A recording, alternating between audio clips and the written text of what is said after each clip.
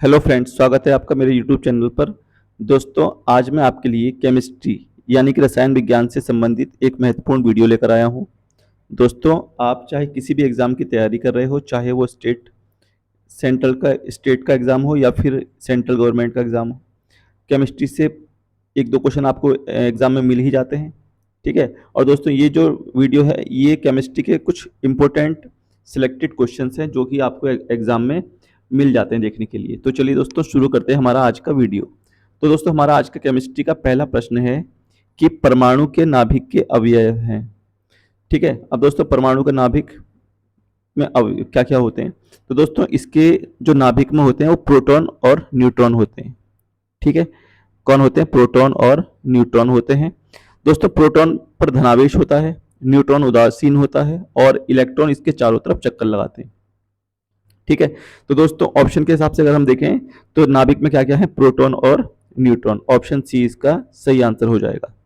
चलिए दोस्तों, अगला प्रश्न देखते हैं। निम्नलिखित में से कौन सा अणु या एटम का भाग नहीं है? तो दोस्तों, कौन सा नहीं है? इलेक्ट्रॉन तो है ही, प्रोटॉन भी है, न्यूट्रॉन भी है, फोटोन दोस्तों इसका भाग नहीं है। तो इसका हमारा सही उत्तर ऑप्शन डी हो जाएगा, सही आंसर। ठीक है। अगला प्रश्न देखते हैं।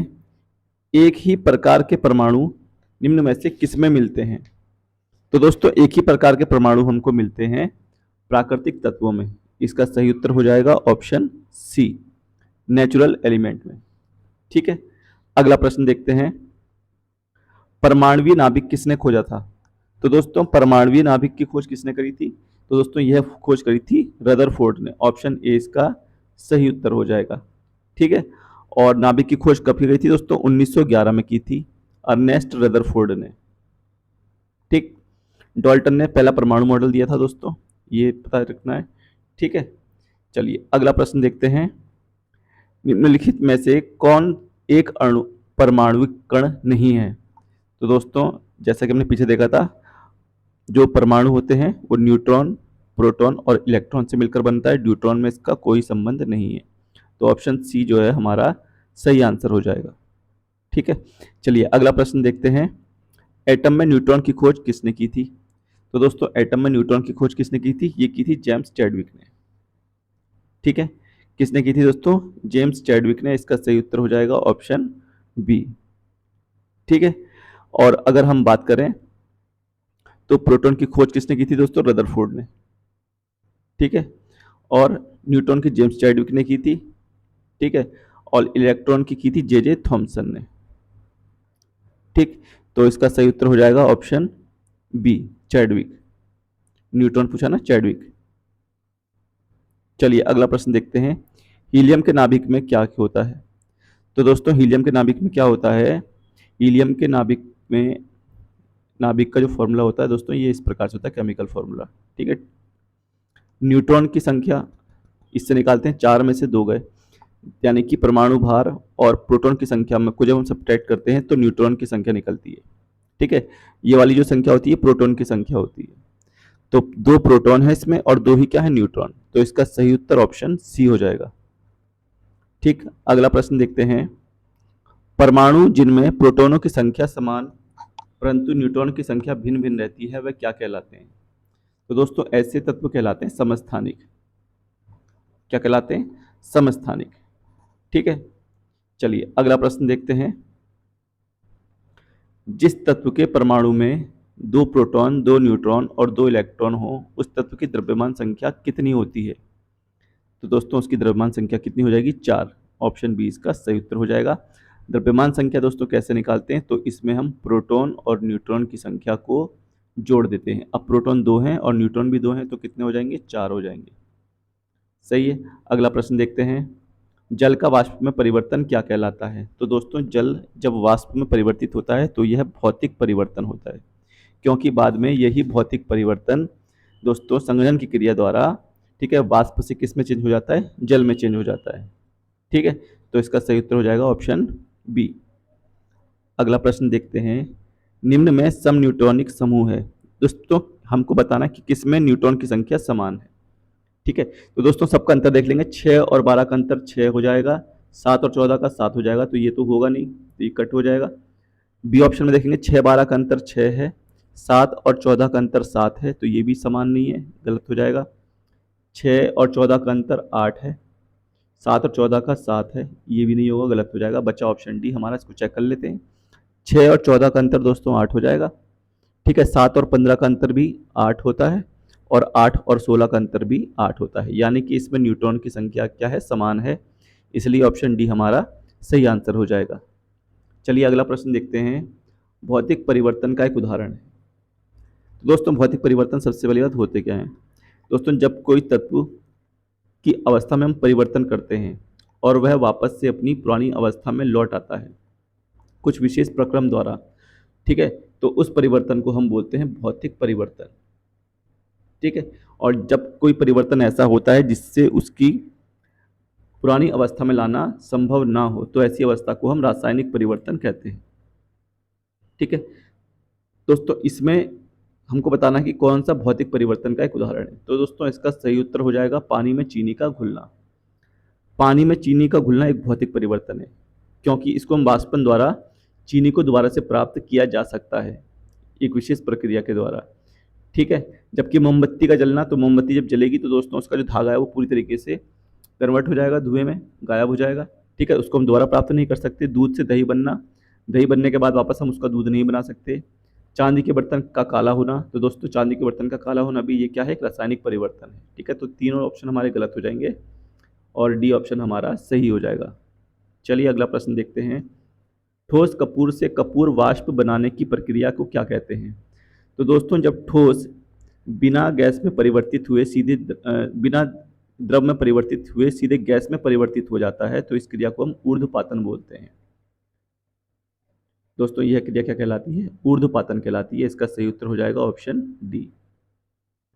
अगला प्रश्न देखते हैं दोस्तों। अशुद्धियों के कारण द्रव का क्वथनांक, अशुद्धियों के कारण द्रव के क्वथनांक में क्या परिवर्तन होता है? तो दोस्तों अशुद्धियों के कारण द्रव का जो क्वथनांक है वो बढ़ जाता है। ठीक है, क्वथनांक क्या हो जाता है? बढ़ जाता है। तो इसका सही उत्तर ऑप्शन ए हो जाएगा।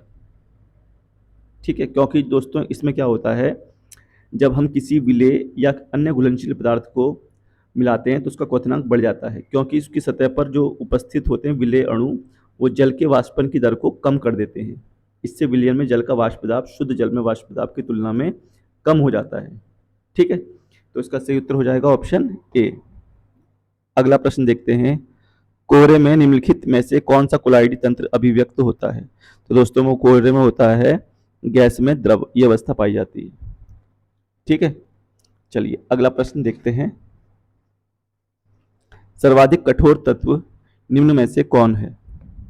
तो दोस्तों सर्वाधिक कठोर तत्व कौन सा है इसमें? हीरा। ठीक है, इसका सही उत्तर हो जाएगा ऑप्शन ए। ठीक, अगला प्रश्न देखते हैं। ऑक्सीजन के बाद सबसे अधिक उपलब्ध कौन सा मूल तत्व है? तो दोस्तों ऑक्सीजन के बाद सबसे अधिक उपलब्ध जो तत्व है वो है सिलिकॉन। इसका सही उत्तर ऑप्शन ए हो जाएगा। अगला प्रश्न है। निम्नलिखित धातु युग्मों में से किस एक में क्रमशः सबसे हल्की धातु तथा सबसे भारी धातु है? तो दोस्तों सबसे हल्की धातु कौन सी हो जाएगी हमारी? लिथियम। और सबसे भारी धातु कौन सी हो जाएगी? ऑस्मियम। इसका सही उत्तर ऑप्शन बी हो जाएगा। ठीक, अगला प्रश्न देखते हैं। निम्नलिखित में सबसे भारी धातु है, तो दोस्तों सबसे भारी धातु क्या हो जाएगी? यूरेनियम। ऑप्शन बी इसका सही उत्तर हो जाएगा। निम्नांकित में कौन कठोरतम धातु है? दोस्तों कठोरतम धातु है प्लेटिनम। ऑप्शन सी हमारा सही उत्तर हो जाएगा। सबसे भारी प्राकृतिक तत्व कौन सा है? तो दोस्तों सबसे भारी प्राकृतिक तत्व की अगर बात कर रहा है तो वो यूरेनियम है। ठीक, मोती मुख्य रूप से किससे बना होता है? तो दोस्तों यह बना होता है कैल्शियम कार्बोनेट से, CaCO3। ठीक है, CaCO3 से। प्लास्टर ऑफ पेरिस रासायनिक रूप से है, तो दोस्तों ये होता है कैल्शियम सल्फेट। ऑप्शन ए इसका सही उत्तर हो जाएगा। ठीक है, चलिए अगला प्रश्न देखते हैं। निम्नलिखित धातुओं में से कौन सी धातु कौन स्वतंत्र अवस्था में पाई जाती है? तो दोस्तों इसमें से स्वतंत्र अवस्था में पाई जाती है वो पाया जाता है सोना। ठीक है, सोने को शो करते हैं AU से। चलिए अगला प्रश्न देखते हैं, प्लास्टर ऑफ पेरिस का रासायनिक सूत्र कौन सा है? तो दोस्तों प्लास्टर ऑफ पेरिस का रासायनिक सूत्र है CaSO4 × 12H2O। ठीक, ये इसका सही उत्तर हो जाएगा। इसको कैल्शियम सल्फेट बोलते हैं। ठीक है, निम्नलिखित द्रव्यों में कौन सा ऊष्मा का बहुत अच्छा चालक है? तो दोस्तों ऊष्मा का सबसे अच्छा चालक है पारा। ऑप्शन ए इसका सही उत्तर हो जाएगा। ठीक है दोस्तों, धातुएं जो होती हैं वो ऊष्मा की अच्छी चालक होती हैं, और मोस्टली जो धातुएं होती हैं ठोस होती हैं, लेकिन पारा एक ऐसी धातु है जो साधारण ताप पर तो द्रवावस्था में विद्यमान रहती है। ठीक है, इसका जो गलनांक है वो -37 डिग्री सेल्सियस है, जबकि इससे ऊपर भी है दोस्तों एल्कोहल, -117 डिग्री सेल्सियस इसका गलनांक है एल्कोहल का। सॉरी, हिमांक है, गलनांक नहीं हिमांक। जो एल्कोहल है वो -117 डिग्री सेल्सियस पर जमता है। ठीक, चलिए अगला प्रश्न देखते हैं, निम्नलिखित में से कौन ऊष्मा का सर्वाधिक उत्तम चालक है? तो ऊष्मा का सर्वाधिक उत्तम चालक कौन सा है? पारा। ऑप्शन बी हमारा सही आंसर हो जाएगा। अगला देखते हैं, निम्न में से किस पदार्थ की विद्युत चालकता सर्वाधिक है? तो दोस्तों सर्वाधिक विद्युत चालकता अगर हम देखें ऑप्शन के हिसाब से तो सबसे ज्यादा चांदी की है। ठीक है, चांदी को दोस्तों Ag से शो करते हैं। ठीक है, और Ag के बाद जो है दूसरी वो है कॉपर। ठीक है, और कॉपर के बाद एल्यूमिनियम। एल्यूमिनियम। चलिए अगला प्रश्न देखते हैं, लोहा जिससे प्राप्त किया जाता है वह है? तो दोस्तों लोहा जिससे प्राप्त किया जाता है उसको हम क्या बोलते हैं? लोहे का अयस्क है हेमेटाइट। ठीक है, इसका सही उत्तर हो जाएगा ऑप्शन डी, हेमाटाइट। ठीक है, मोनाजाइट से दोस्तों रेता प्राप्त किया जाता है। ठीक है, और इससे हम थोरियम प्राप्त करते हैं। क्या प्राप्त होता है? थोरियम। और थोरियम के सबसे ज्यादा भंडार विश्व में केरल में है दोस्तों, केरल में बहुत ज्यादा पाया जाता है ये। ठीक है, इससे यूरेनियम मिलता है पिच ब्लेंड से, और चूने का पत्थर कैल्शियम कार्बोनेट को बोलते हैं। ठीक, अगला प्रश्न है, निम्न में से किस धातु को प्राप्त करने हेतु बॉक्साइट अयस्क है? तो दोस्तों बॉक्साइट जो है वो एल्यूमिनियम का अयस्क है। ऑप्शन सी इसका सही उत्तर हो जाएगा। ठीक है, बॉक्साइट का दोस्तों फॉर्मूला होता है Al2O3, Al2O3 इंटू 2H2O। चलिए अगला प्रश्न देखते हैं, बॉक्साइट का अयस्क है दोस्तों ये एल्यूमिनियम का अयस्क है बॉक्साइट, तो ऑप्शन बी इसका सही आंसर हो जाएगा। कांसा मिश्रित धातु है? तो दोस्तों कांसा जो है वो किसकी मिश्रित धातु है? ठीक है दोस्तों, यह है तांबा और टिन की, तो ऑप्शन ए इसका सही आंसर हो जाएगा। निम्नलिखित में से कौन सा तत्व जर्मन सिल्वर में उपस्थित नहीं होता है? तो दोस्तों कौन सा नहीं होता है? एल्यूमिनियम। ऑप्शन बी इसका सही आंसर हो जाएगा। तांबा होता है, जस्ता होता है, निकिल होता है, इन तीनों के मिश्रण को बोलते हैं जर्मन सिल्वर। ठीक है, और इसमें भी सबसे ज़्यादा दोस्तों क्या होता है? तांबा होता है। तांबा लगभग 50% होता है। पीतल में कौन सी धातुओं का संयोग होता है? तो दोस्तों पीतल में क्या क्या होता है? तांबा होता है और जस्ता होता है। ऑप्शन सी इसका सही आंसर हो जाएगा। निम्नलिखित में से कौन सा जोड़ा तांबे के मिश्र धातुओं का है? तो तांबे के मिश्र धातुओं का जोड़ा कौन सा हो जाएगा दोस्तों? पीतल और कांसा, ब्रॉन्ज और पीतल।